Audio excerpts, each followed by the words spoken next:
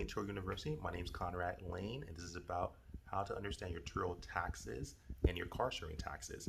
Very important, quick tip that will make your life a lot easier. First, I would recommend going to your state, city, country, municipality website and figure out the taxation codes. But if you don't want to do all that work, fine. Call Turo. Turo is all over the world. Maybe you're watching this and you're in Canada, maybe you're in the United Kingdom, maybe you're in Australia, maybe you're in Japan, maybe you're in Korea, maybe you're in the United States. Doesn't matter where you're watching this video at. Do your absolute best to contact Turo. They know the taxes. They have people that work for them that do their taxes.